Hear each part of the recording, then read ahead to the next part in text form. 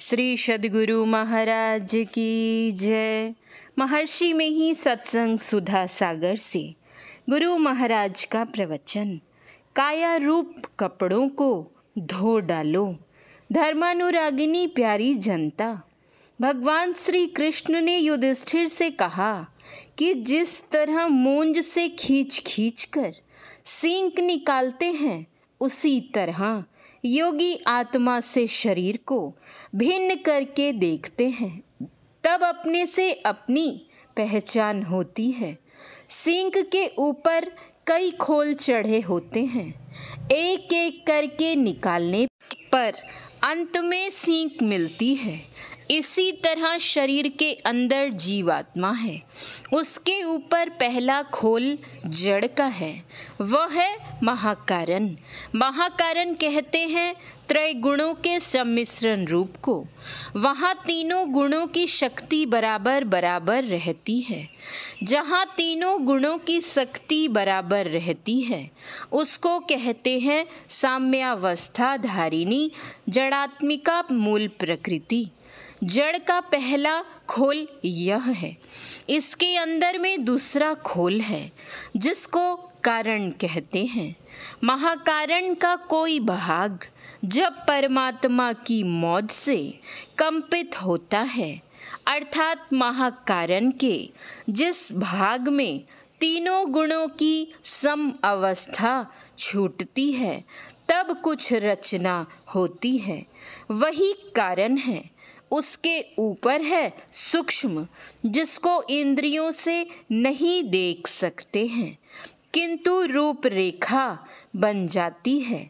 उसके ऊपर स्थूल शरीर है, जो हाड़ मांस चाम से बना है।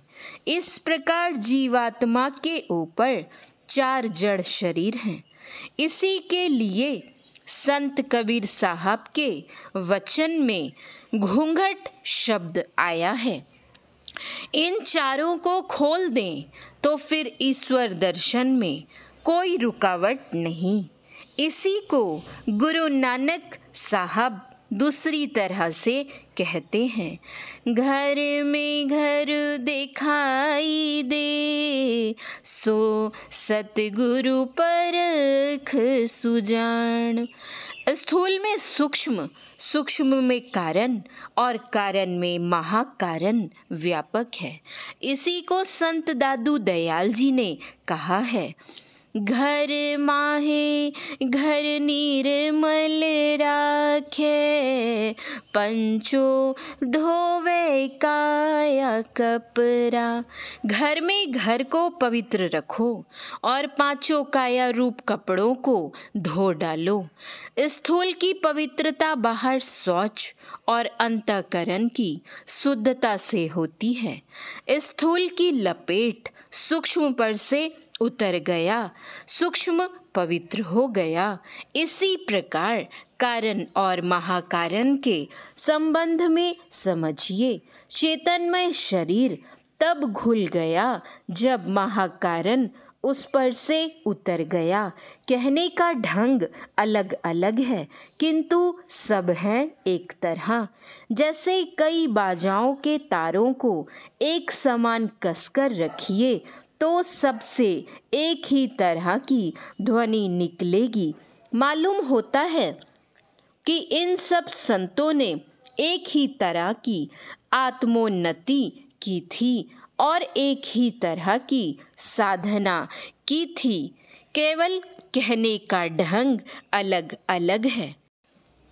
इन शरीर रूपी कपड़ों से, घूंघट से जो अपने को नहीं निकालता, वह घर में घर को नहीं देखता तथा वह ईश्वर को नहीं पा सकता। घमंडी बनकर संसार में मत रहो। यह शरीर पंचरंगा चूल है, 5 तत्वों के 5 रंग हैं। पृथ्वी का रंग पीला, जल का रंग लाल, अग्नि का रंग काला, हवा का रंग हरा और आकाश का रंग उजला है। इसके अंदर के शरीर भी प्रलय काल में नष्ट होने वाले हैं और बहुत बाधक हैं। जिस तरह फल खा लो और बीज रह गया तो फिर उससे गांच हो जाता है, उसी तरह स्थूल शरीर रूप गुदा तो नष्ट हो जाता है और बीज रूप सूक्ष्मादि शरीर रह जाते हैं, तो फिर स्थूल शरीर हो जाता है। घमंडी की सूरत फैली हुई होती है और नम्रता से रहने वाले की सूरत सिमटती है। मन के सारे संकल्पों को छोड़ दो तो शून्य महल में दिया न जलेगा।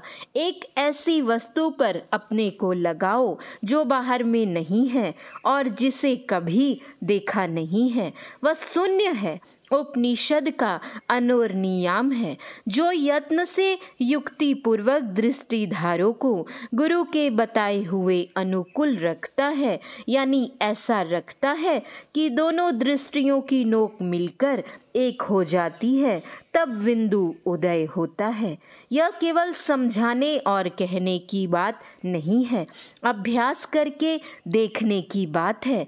जिस तरह से हाइड्रोजन और ऑक्सीजन को मिलाने से पानी हो जाता है, मिलाकर देख लो। उसी तरह दोनों दृष्टियों की धारों को मिलाओ, देख लोगे कि अनुर्नियम है। जो प्रयोग कर लेता है वह देख लेता है, उसकी साधना करो, अवश्य होगा। आशा से मत डोलो, निराशा गिराती है, आशा ऊपर चढ़ाती है। होने योग्य काम भी निराशा होने से नहीं होता है। कठिन से कठिन काम भी आशा से धीरे धीरे करते करते पूरा होता है। यह योग की युक्ति है, प्रयोग करो, पाओगे।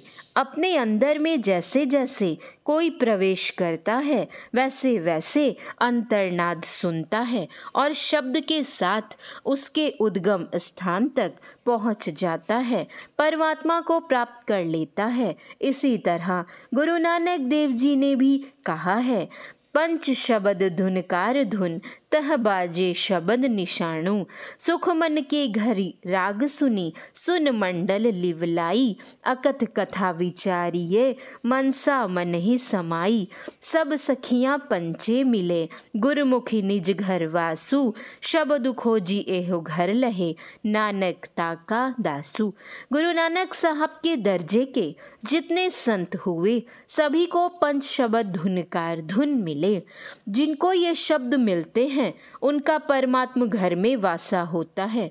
संत दादू दयाल जी घर को पवित्र रखने के लिए कहते हैं। पवित्र कैसे होगा सो पहले कहा जा चुका है। त्रिवेणी तत्व पर अपनी वृत्ति को रखकर शम दम की साधना करो तो पांचों शरीर रूप कपड़े धुलेंगे और जहाँ सूरत की बैठक है उसके सामने ही उसकी स्थिति बन जाएगी। वह ईश्वरीय आकर्षण से उधर को खींच जाएगा, सूरत सम्मुख जगेगी और वह पकड़ा जाएगा। इसी तरह भक्ति करते हुए अपना उद्धार होगा। यह भक्ति का सार है। साथ ही साथ यह रास्ता संकरा है। यह हाथी घोड़ा ले जाने का रास्ता नहीं है। इसमें सूरत जाती है, इसके लिए तंग रास्ता है। इसी तरह रघुपति भगति करत कठिनाई। गोस्वामी तुलसीदास जी ने कहा है, घबराओ नहीं, कठिन काम है तो यह समझो कि जो जिस कला में पारंगत हो जाता है, विशेष अभ्यस्त हो जाता है, तो वह विद्या उसके वास्ते सुगम और सुख देने वाली हो जाती है। अभ्यास किए बिना कोई अभ्यस्त नहीं होता। छोटी मछली नाले में भाटे से सिरे की ओर जिसकी धारा तेज होती है चली जाती है, किंतु गंगा की चौड़ी धारा में हाथी नहीं जा सकता, वह बह जाता है। बालू और चीनी का मिश्रण करने से बुद्धिमान प्राणी जो मनुष्य है वह उसको अलग अलग नहीं कर सकता, किंतु छोटी चींटी चीनी को चुन लेती है और बालू को छोड़ देती है। सिमटी हुई सूरत सफरी है, चींटी है और फैली हुई सूरत हाथी है। जिसकी सूरत सिमटती है वह पिंड से ब्रह्मांड की ओर चला जाता है। वह जागृत, स्वप्न और सुसुप्ति अवस्था में नहीं रहता, तुरीय अवस्था में रहता है। वह संसार के ख्यालों से ऊपर उठा हुआ होता है, इसीलिए वह बाहर संसार से सोया हुआ है, लेकिन अंदर में जगा हुआ है। गोस्वामी जी ने कहा है, मोह निसा सब सोवनिहारा, देखिय सपन अनेक प्रकारा, यही जग जामिनी जागहि जोगी, परमारथी प्रपंच वियोगी। वह अपने अंदर सारे विश्व को देखता है, गोया सारे दृश्य को अपने अंदर घुसाकर देखता है। वह हरि पद का अनुभव करता है, द्वैत से हटा रहता है और अद्वैत पद में स्थित रहता है। वह अद्वैत पद कैसा है तो कहा, शोक मोह भय हर्ष दिवस निशि, देश काल तह नाही। गोस्वामी तुलसीदास जी कहते हैं कि इस दशा से जो हीन है उसका संशय निर्मूल नहीं होता है। यह सूक्ष्म भक्ति है। हाँ, कुछ मोटी बात भी है, जप करो, कीर्तन करो, किंतु जब तक कोई यहाँ नहीं आता, देश काल से परे नहीं हो जाता, तब तक भक्ति समाप्त नहीं होती। यह अंतः साधना के विषय की बात है। अभ्यासी शून्य में आरूढ़ रहता है, जहाँ एक शून्य से दूसरे शून्य में जाता है। ऐसे द्वार पर चढ़ो जिससे अंधकार के आकाश से प्रकाश के आकाश में जा सको। इसी के लिए राधा स्वामी साहब कहते हैं, सखी री क्यों देर लगाई, चटक चढ़ो नभ द्वार। मन और दृष्टि को 10वें द्वार पर स्थिर करके रखो। स्थिर रखना ही चलना है। बैठे ने रास्ता काटा, चलते ने बाट ना पाई। है कुछ रहनी गहनी की बाता, बैठा रहे चला पुनी जाता। कहे को तात्पर्य है ऐसा, जस पंथी वो हित चढ़ी बैठा। इस नगरी में अंधकार समाया हुआ है, इसलिए भूल भ्रम हर बार होते रहते हैं। अपने अंदर की ज्योति की खोज करो, अपने अंदर अंदर चलो। चलने के लिए जो जहाँ बैठा रहता है, पहले वहीं से चलता है। तुम अंदर में जहाँ बैठे हुए हो, अंदर अंदर वहाँ से चलो। संतों ने अंदर अंदर चलने का आदेश दिया है। श्री सद्गुरु महाराज की जय। यह प्रवचन भागलपुर जिला अंतर्गत कहलगांव के धर्मशाला में दिनांक 12/3/1955 ईस्वी को रात्रिकालीन सत्संग में हुआ था। श्री सद्गुरु महाराज की जय। श्री सद्गुरु महाराज की जय। श्री सद्गुरु महाराज की जय। जय गुरु।